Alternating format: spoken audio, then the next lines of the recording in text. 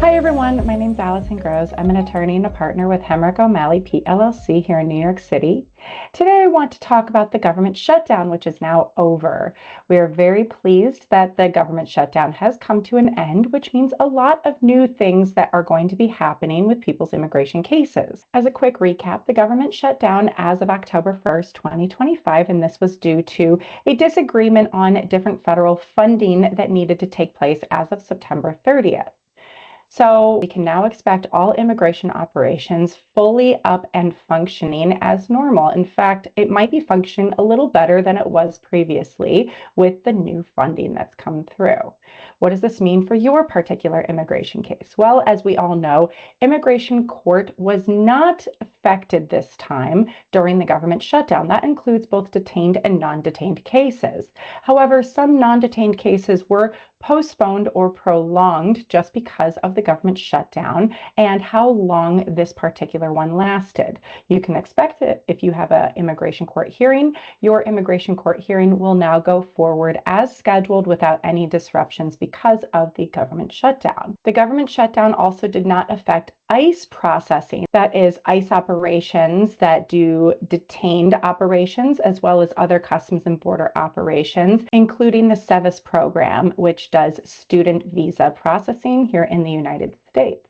Other people who may have been affected by the government shutdown include people that had consular processing through the Department of State. Now, even though the Department of State was generally self-funded, a lot of interviews abroad were prolonged or delayed because of the government shutdown, and we can now expect that nothing else will be happening at the Department of State level that will prolong any further visa processing.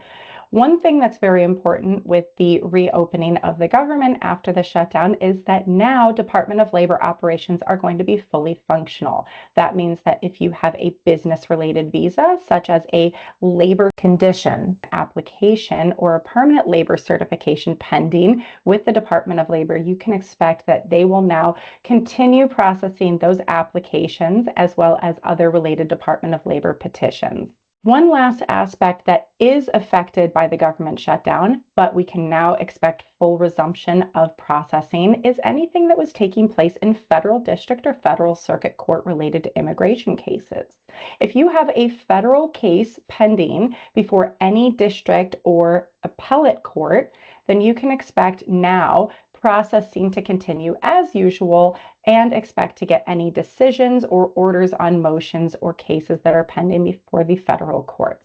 With that being said, we here at Hemrick O'Malley are happy to discuss how the government shutdown affected your case, whether or not you can expect any changes in your case now that the government shutdown is over, or about any other immigration matter. You can find us online at hemrick.law, or you can reach us at 833-848-7838. And until next time, I look forward to talking to everyone soon.